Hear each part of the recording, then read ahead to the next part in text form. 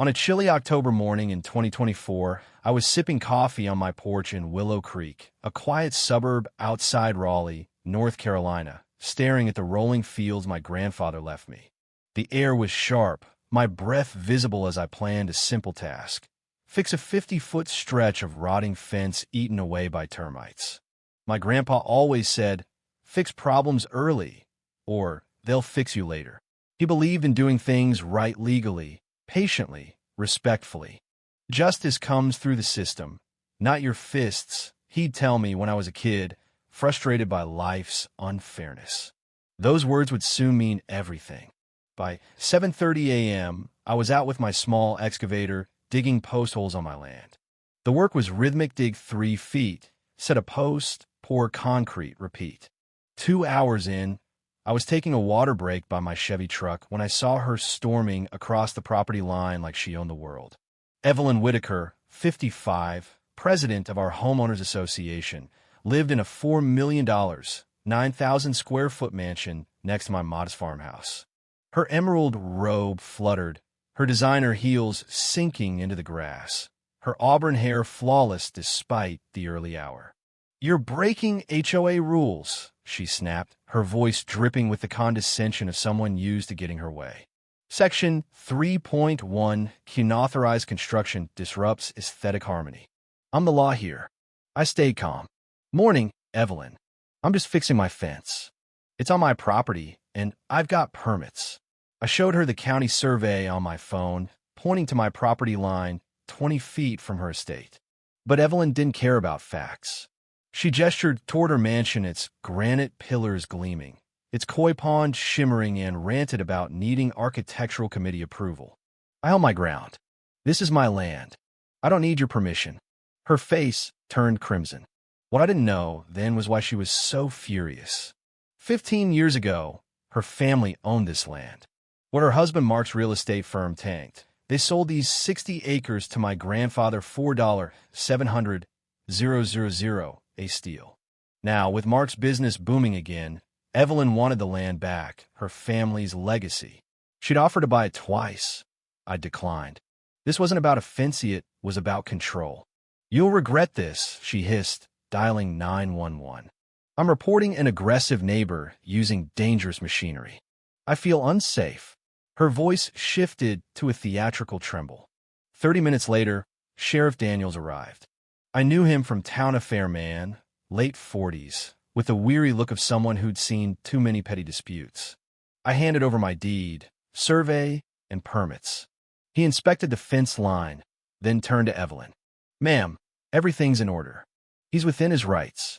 But Evelyn doubled down. "He's threatening me. Permits don't excuse hostility."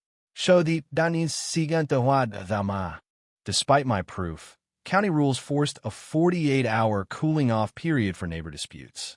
He took my excavator keys and issued a warning citation. "Sorry, Nate," he muttered.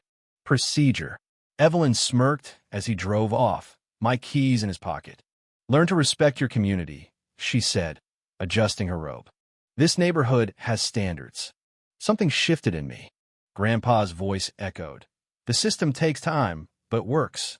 I met her gaze. "You'll remember this moment, Evelyn." Her smirk faltered, sensing she'd crossed the wrong man.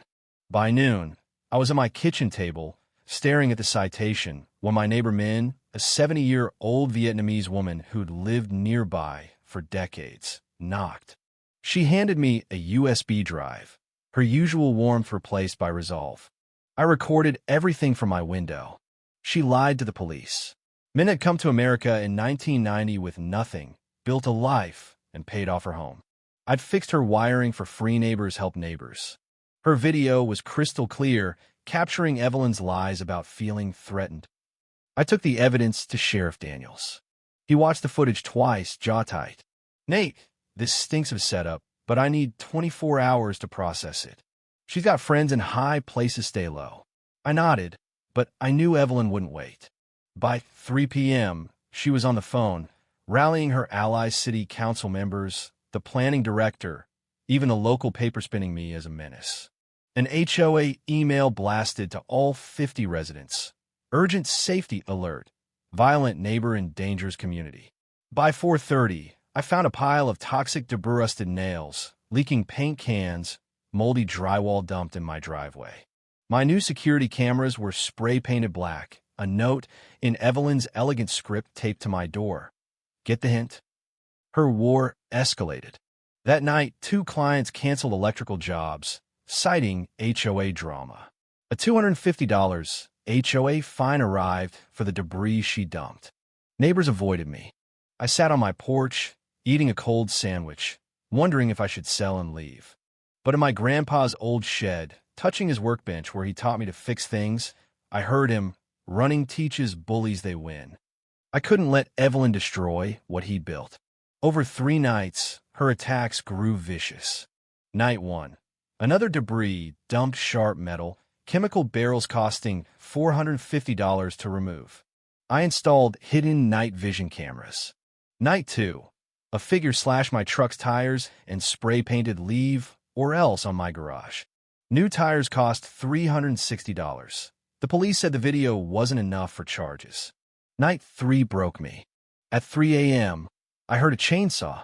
Evelyn's crew was cutting down the 35-year-old maple my grandpa and I planted after my mom died when I was 10. We'd set it as her memorial, its branches holding my childhood rope swings, her initials carved in the bark. Evelyn's men felled it, crushing my fence and gutter. $2,500 in damage. I sobbed, rage tempting me to grab the chainsaw and storm her mansion. But Grandpa's voice stopped me. Anger makes you what they say you are.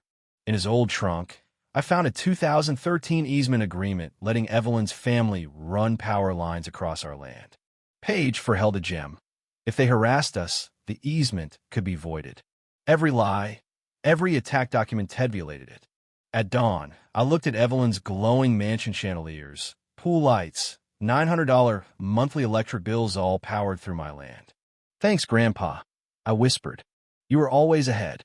Evelyn held an HOA meeting, painting me as a villain with a slick presentation photos of her debris, my permits twisted as illegal. Men tried defending me, but was silenced. My lawyer friend, Ryan, reviewed the easement. Nate, this clause is a legal nuke. File to terminate, and her power's gone. At the courthouse, I submitted my evidence videos, police reports, men's statement. The clerk warned, this is permanent. Sure, I signed. The power company confirmed. A court order meant they'd cut her service in 24 hours. Evelyn panicked, learning of my filing through a clerk's gossip. Her lawyer admitted her harassment, voided, the easement no injunction, could save her. I offered peace, apologized publicly, pay for my tree and damages, and we're done. She sneered, I don't grovel to nobodies. I'll ruin you. By evening, the court approved my request, effective 7 a.m. At dawn, my driveway was a Spectacle Power Company techs, Sheriff Daniels, men with coffee, and 10 neighbors filming. Evelyn rushed out, disheveled, begging her lawyer, the mayor, anyone. No one answered. Neighbors shared their own Evelyn horror stories finds for kids' toys, banned garden gnomes. Esu nol ifeistea. You destroyed my mom's tree, lied, and tried to break me. Actions have consequences. She pleaded, offering triple damages. You chose pride, I said, flipping the breaker. The clicks silenced her mansion. Air conditioners stopped, pool pumps died, chandeliers went dark. Neighbors cheered. Evelyn sobbed as her $47,000 rerouting nightmare began 12 weeks of generators, hotel stays, and a $200,000 property value hit. Her influence crumbled. Her husband left. The HOA ousted her. Men became president, ending petty fines. My business boom clients love the guy who beat the bully legally. A month later, I sipped a beer on my porch, my home glowing, Evelyn's mansion dark. It's for sale sign crooked, lawn dead. To good fences, Grandpa, I toasted. Justice, not revenge, had won. Was cutting Evelyn's power too harsh? Or did she deserve it? Should I forgive her if she begs? Would you have flipped the switch or walked away? Comment, like, and subscribe for more stories of standing up to bullies.